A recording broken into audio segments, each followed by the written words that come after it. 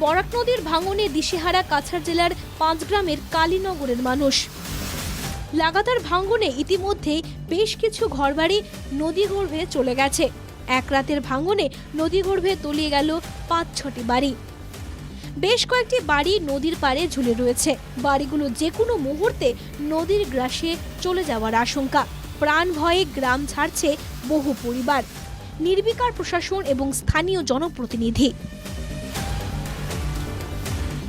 কাছাড়ের কালীনগরে ভাঙনের আতঙ্ক। কাছাড় এবং হাইলাকান্দি জেলার সীমানায় বরাক নদীর ধলেশ্বরী ফেরিঘাটের দুপাশে তীব্র হয়ে উঠেছে ভাঙন। প্রবল ভাঙনের জেরে ছড়িয়ে পড়েছে আতঙ্ক। ঘরবাড়ি হারিয়ে গরিব পরিবারগুলো অসহায় হয়ে পড়েছে। অভিযোগ, স্থানীয় বিধায়ক একবার খোঁজ নিতেও আসেননি।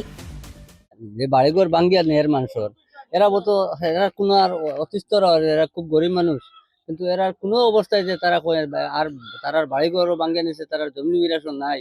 এখনো পর্যন্ত তারা এটার দিকে কোনো নেতামন্ত্রী আইলা না। আমরা লোকাল এমএলএ হই এখনো পর্যন্ত তারা। স্থানীয় বাসিন্দারা জানান, নদীর ভাঙন তীব্র হয়ে উঠেছে। এক রাতে ৫-৬টি ঘর নদীতে তলিয়ে গেছে। কদিন আগেও ৩টি ঘর নদীগর্ভে চলে গেছে। একটি বাড়ি বিপজ্জনকভাবে ঝুলে আছে, যে কোনো সময় চলে যাবে নদীর গ্রাসে। গরুর যে ঠাকচার চুকরার এই সেই কিছু বাঁচাইতে পারছে না, সব নদী লইয়ে গেছে। কালকে রাতে 5টা ঘর নিছে, আগে নিছে 3টা ঘর নিছে। এখন আবার নিব আরো নিব, একটা বিল্ডিং তো লটকাইলে আছে দেখুন না এখনো পর্যন্ত। কোনো নেতামন্ত্রী অসহায় পরিবারগুলোর খোঁজ নিতে আসেনি বলে অভিযোগ। ঘরবাড়ি হারিয়ে অসহায় মানুষগুলো আত্মীয় স্বজনের বাড়িতে আশ্রয় নিচ্ছেন। স্থানীয় এক বাসিন্দার মুখে শুনুন ভাঙনের বলি পরিবারগুলোর দুর্দশার বিবরণ।